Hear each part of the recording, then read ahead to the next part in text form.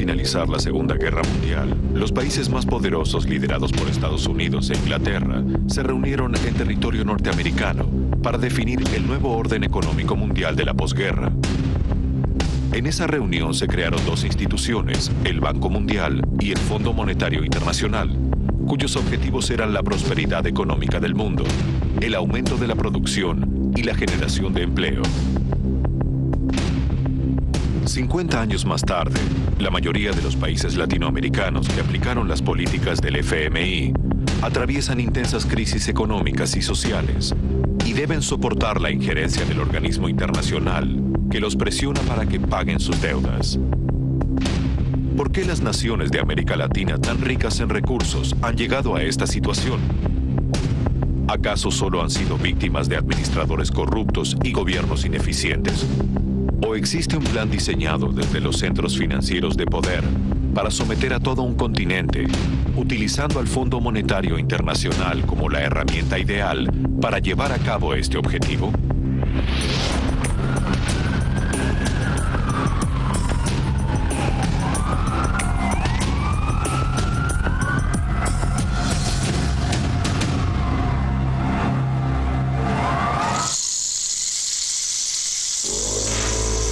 México es una de las principales economías de Latinoamérica.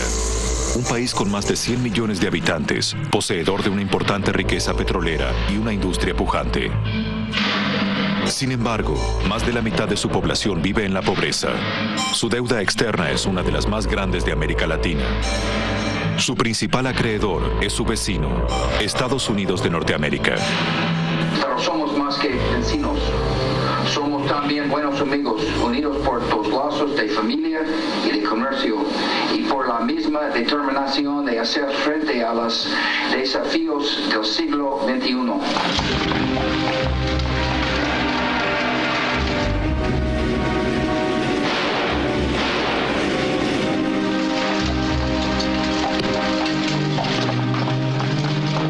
La historia de México está marcada por revoluciones, héroes populares y una feroz resistencia a los intentos de dominación extranjera. La Revolución Mexicana de 1910, liderada por Francisco Madero, Pancho Villa y Emiliano Zapata, entre otros, derrotó a la élite terrateniente gobernante y tiempo después instaló un gobierno popular que incluyó dentro de sus prioridades combatir el hambre y la miseria. Entre las medidas adoptadas, se decidió suspender el pago de la deuda externa, que ya por ese entonces poseía la nación. Tiempo más tarde, en 1929, las distintas corrientes revolucionarias dieron nacimiento al PRI, Partido Revolucionario Institucional, que iba a gobernar la nación por 7 décadas. Mientras tanto, México continuaba sin pagar su deuda. México se va a quedar sin pagar su deuda ni sus reclamaciones desde 1914 hasta principios de los años 40. Esa sí que es moratoria, ¿eh?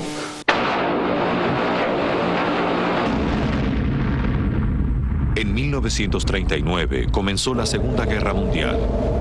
La alianza de México con los Estados Unidos en el conflicto bélico internacional le permitió resolver su antiguo endeudamiento.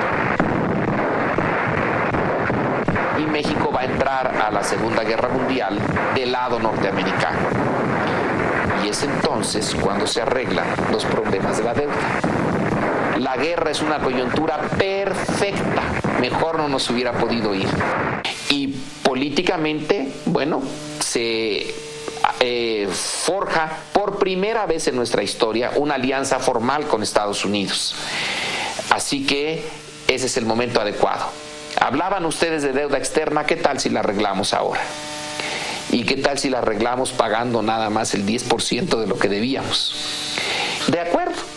Estados Unidos está de acuerdo y nosotros cobramos bien la Segunda Guerra Mundial. En 1944, en el ocaso de la guerra, las potencias aliadas se reunieron para definir el nuevo orden económico mundial. Y en la Conferencia Monetaria de las Naciones Unidas nació el Banco Mundial y el Fondo Monetario Internacional. En New Hampshire se reúnen representantes de 44 países aliados y asociados para la inauguración de la Conferencia Monetaria y Financiera de las Naciones Unidas. Estas reuniones fueron concebidas para promover el comercio en el mundo de posguerra y para crear las bases de una paz duradera.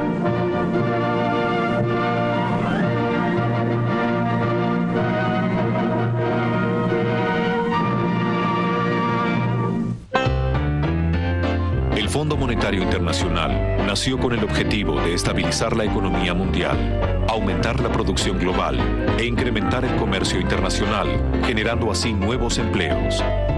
Además, la institución se comprometía a supervisar el nivel de endeudamiento de las naciones asociadas.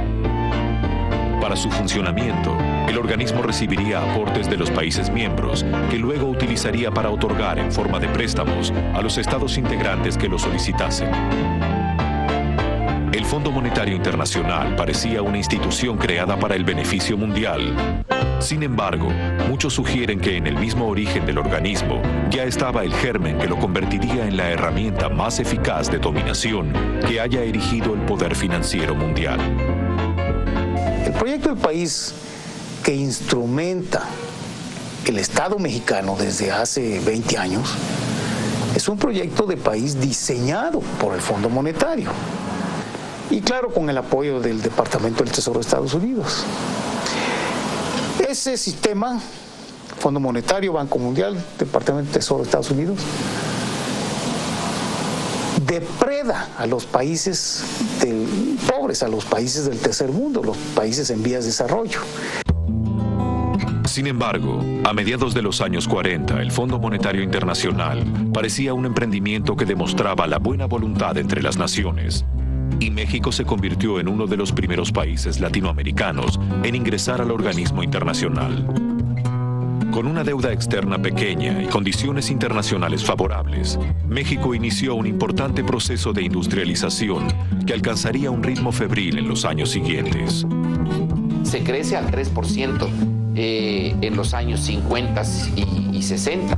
La urbanización es enorme. El Distrito Federal, la Ciudad de México, se convierte en una megalópolis. Y México su gobierno recurre poco a los préstamos. En 1970 va a haber apenas una deuda externa de 7,000 millones de dólares.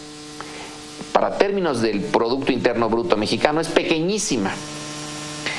Pero a partir de ese momento van a empezar los problemas. El gobierno se va a endeudar.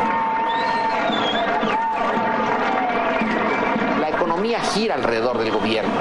Tiene que hacer enormes gastos en seguridad social, en infraestructura, y el que marca el compás es el gasto público.